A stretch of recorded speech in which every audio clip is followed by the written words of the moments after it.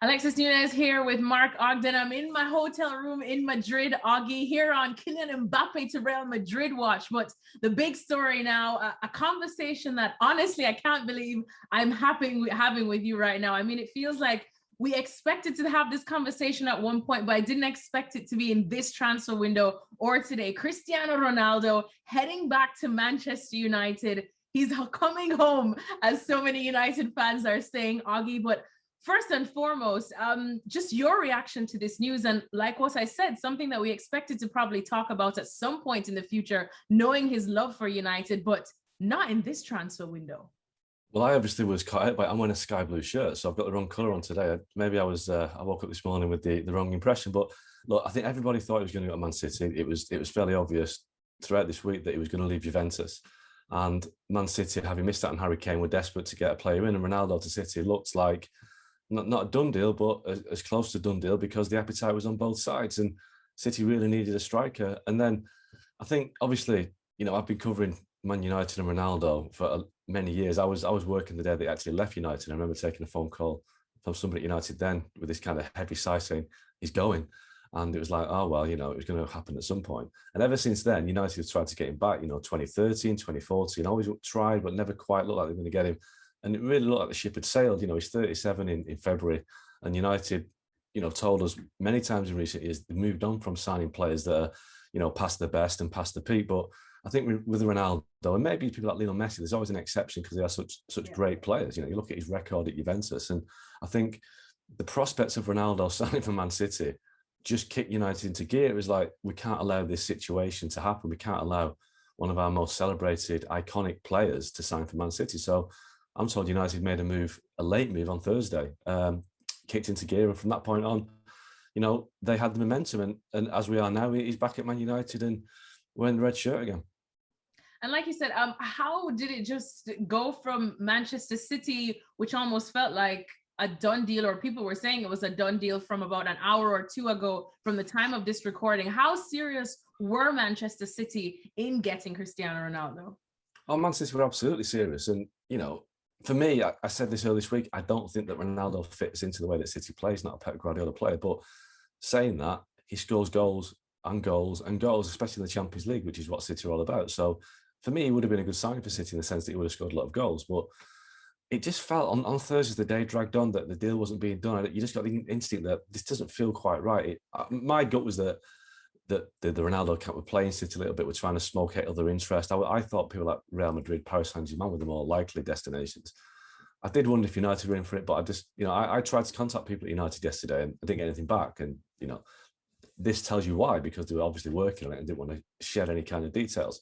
So I think once City realised that United were in the race, they knew that the emotional pull, the financial might of United is even greater than City's when it comes to paying wages and transfer fees. United are happy to pay the fee. So it just wasn't going to end up going to City. And also I was told that, the heartstrings of Ronaldo were tugged by former players, texting him last night, WhatsApp messages. I was told that he was exchanging WhatsApps at 1 o'clock in the morning, UK time, with former teammates. So basically saying to him, you can't tarnish your legacy or your standing with the fans by going to Man City. And let's be honest, if he moves to Man City, he's got more chance of winning trophies this year, next year, than by going to United. So United is an emotional move rather than a move for success. Because I think United City are a much better place to win the big honours. But clearly he's felt that the emotion of the game is worth more at the moment than winning major honours. And I mean, for the romantics such as myself, this is enough to make you want to shed a couple of tears, which I probably will after this hit. But you know what? If we're going to be the realists, Augie, you did mention his age, and he's definitely no spring chicken, but he is probably, barely human, as some would say, like Lionel Messi, someone where age really doesn't matter. But in terms of what Manchester United are trying to do and this whole transition and Ole Gunnar Solskjaer's plans, how do you see Ronaldo fitting in? Because of course he had a great time last time, but some people would say lightning doesn't strike in the same place twice. Well, he's nearly 37, but he's probably got the body of a 27-year-old. So, Ronaldo is the perfect athlete. And we look at people like Zlatan Ibrahimovic, who is now 40 at AC Milan, still going strong, still scores goals. I think Ronaldo has certainly got at least a season in him, maybe 2 seasons of top-level quality. And I think one thing that plays in his favour at United is the fact that he's surrounded by lots of young players. Mason Greenwood, Marcus Rashford, Anthony Martial's not old, Jadon Sancho.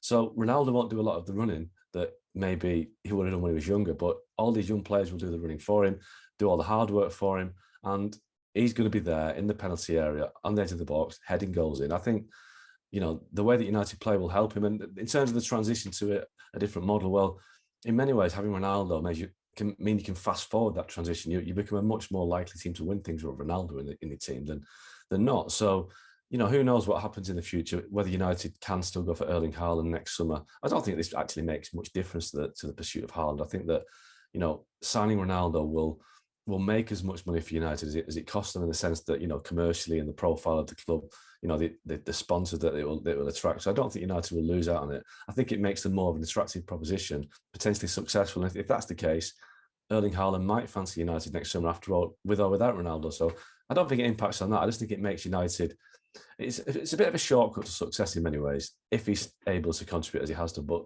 I've not seen any sign that Ronaldo doesn't have at least a year left in him. So I think it's a good sign for United. And I mean, there's a million questions that we could ask about this signing, but of course the details are just coming right now. However, just looking ahead to, in terms of who's left in the squad, is there anyone that this arrival of Ronaldo would probably worry? Well, there's a few players that might think, what am I going to do? I mean, Edinson Cavani is an obvious one. Cavani had a great season for United last year. He did a fantastic job. And there's a few issues with Cavani right now, in terms of he's not fully fit yet. He wants to go back to Uruguay to play during the international break. I think, obviously, if Ronaldo's fit and playing, he plays through the middle, which will affect Cavani's role. Cavani might want to get away and play more regularly. You've got people like Anthony Martial, again, may not figure too often. Then you've got the likes of Jesse Lingard, who, again, not in the same situation as Ronaldo, but it's a forward player. So I think for the next 3 or 4 days, once they get the ink dry on the Ronaldo contract, United will look to get people out, not to pay his wages, but just to kind of reduce the squad, because otherwise they'll have a lot of players that aren't going to contribute. So I think it'll still be a busy few days for Man United in terms of the window, in terms of getting players out. I think you could maybe see 3 or 4 players leaving before the deadline at 11 p.m. UK time on Tuesday. So, let's see. But I think Ronaldo arriving does spell the end for some players, but, it's a good signing for Man United.